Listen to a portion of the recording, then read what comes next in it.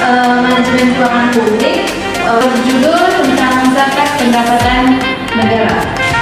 Nah, di sini saya akan membacakan pemaparan pertama. Yang pertama itu tentang pengertian zakat. Pengertian tentang zakat. Nah, zakat ini adalah kewajiban bagi sebagian besar warga negara Indonesia yang didasarkan pada agama yang dianut oleh agama Islam.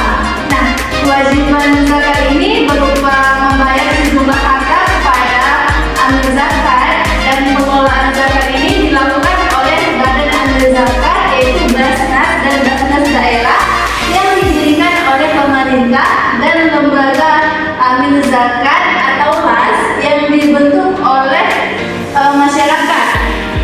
Nah, baik LAS yang sudah disahkan pemerintah maupun yang belum disahkan. Di samping itu, sebagian umat Islam menunaikan zakat secara langsung dengan memberikan kepada pihak yang menerima mustahik. Nah, next, golongan wajib yang menerima zakat itu yaitu ada pertama fakir. Nah, fakir ini adalah seseorang yang benar-benar dia ini tidak mempunyai atau tidak memiliki kehidupan yang layak, bahkan dia ini sama sekali tidak memiliki harta atau pegangan uang. Jadi fakir ini dia berhak untuk menerima bantuan zakat dari muzaki. Nah, yang kedua itu ada orang miskin. Orang miskin ini dia disitu berbeda dengan orang fakir. Dia ini mempunyai penghasilan, namun sama sekali tidak mencukupi kebutuhan sehari-harinya.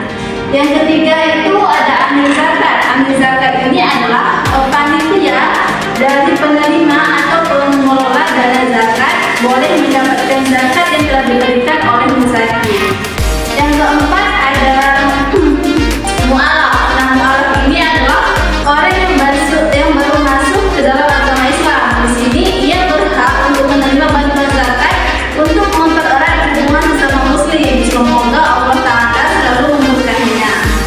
Yang kedua ada hamba sahaya. Nah, hamba sahaya ini adalah budak seperti para tenaga kerja yang dipekerjakan. Yang keenam ada zalimin. Zalimin ini adalah orang yang memiliki hutang, yaitu dia ini banyak sekali hutang dan dia ini tidak mampu untuk melunasinya, dan orang ini berhak untuk menerima zakat. Yang ketujuh itu ada fisabilillah. Fisabilillah ini seseorang yang berjuang di jalan Allah Ta'ala, dia ini berhak untuk menerima zakat. Yang kedelapan ada ibnu sabil. Ibnu sabil ini adalah seseorang yang dalam perjalanan. Siapapun seseorang musafir atau pelajar yang sedang merantau jauh, dia ini berhak untuk diberikan zakat sesuai dengan jarak atau batas perjalanan yang telah ditentukan oleh agama Islam. Selanjutnya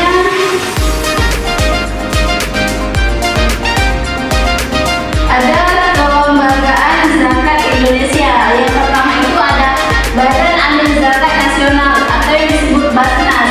Basnas ini merupakan lembaga yang memiliki kewenangan dan tanggung jawab dalam mengelola zakat secara nasional.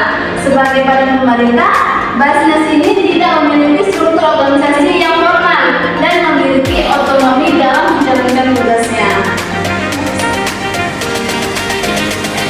Yang kedua ada Lembaga Amil Zakat Nasional atau LASNAS.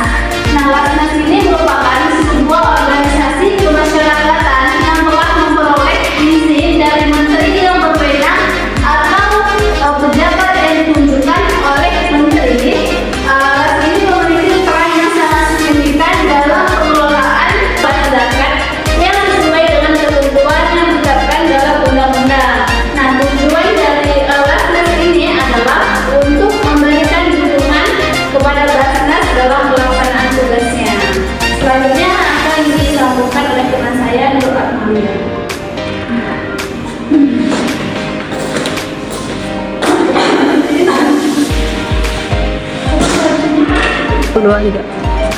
Baiklah, di sini saya akan melanjutkan materi selanjutnya mengenai zakat sebagai instrumen pendapatan negara. Nah, anggaran dan pendapatan merupakan instrumen fiskal yang dalam hal ini pemerintah yang mengatur sepenuhnya untuk kebaikan dan kesejahteraan perekonomian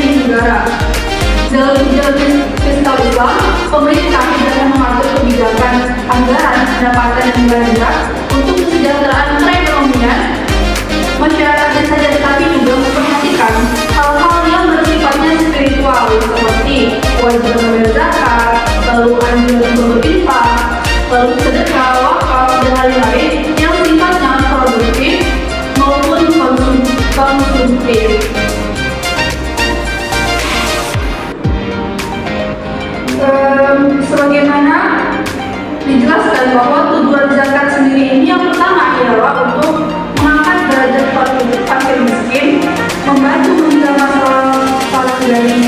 Tujuan zakat sendiri ini yang pertama adalah untuk mengangkat derajat fakir miskin, yang kedua membantu memecahkan masalah para pedagang, ibu sabil dan juga mustahik lainnya. Yang ketiga, membina tali persaudaraan sesama umat muslim dan juga manusia pada umumnya. Lalu yang keempat, menghilangkan sifat kikir bagi para pemilik harta. Lalu yang kelima, menghilangkan sifat iri, dengki bagi orang-orang fakir dan miskin, menjembatani antara si kaya dan si miskin, mengembangkan dan membuat sosial pada diri orang yang lebih harta, dan juga mendidik dan si miskin. Yang ketujuh, mengembangkan rasa tanggung jawab sosial pada diri orang yang memiliki kelebihan harta, dan yang terakhir itu mendidik manusia untuk senantiasa menunaikan kewajibannya. Nah, yang kesembilan itu sebagai sarana pemerataan pendapat untuk mencapai keadilan sosial sebagai suatu komponen utama dalam keuangan publik dan serta kebijakan fiskal dalam ekonomi Islam.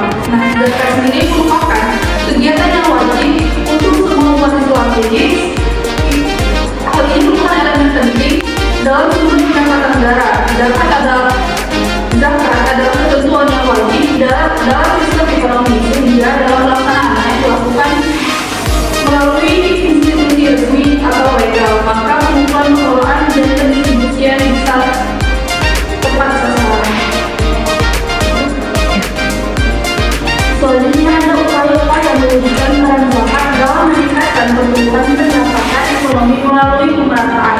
Nah, upaya yang dilakukan yaitu pertama dengan pendataan dan pengklasifikasian zaki dan mustahik, kemudian dilakukan pemetaan.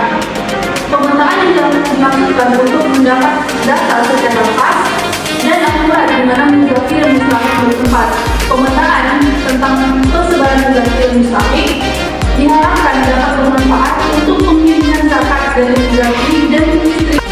Jadi pemetaan yang dimaksudkan untuk mendapatkan data secara pas dan akurat di mana muzaki dan mustahik bertempat. Pemetaan tentang persebaran muzaki dan mustahik diharapkan dapat bermanfaat untuk penghimpunan zakat dari muzaki dan pendistribusian zakat kepada mustahik. Pemetaan menggunakan kedua belah saling berhubungan yang memungkinkan adanya transfer of wealth antar mereka. Yang kedua ada optimalisasi penghimpunan zakat dari masyarakat atau disebut dengan fundraising, merupakan kegiatan untuk mengumpulkan dana dan sumber daya lainnya dari masyarakat baik individu, kelompok, organisasi, perusahaan, maupun komunitas dengan tujuan membiayai program dan kegiatan operasional suatu lembaga guna mencapai misi dan tujuannya. Yang ketiga ada pengembangan kualitas sumber daya manusia atau SDM, pengelolaan zakat. Nah, dalam pengelolaan zakat ini salah satu yang menjadi hal penting adalah membiayai sumber daya manusia atau orang yang kompeten. Sumber daya manusia bagi organisasi zakat memiliki peran sangat penting, terutama terkala organisasi berencanakan untuk melakukan ekspansi dan perluasan jaringan pasar. Sekian, terima kasih.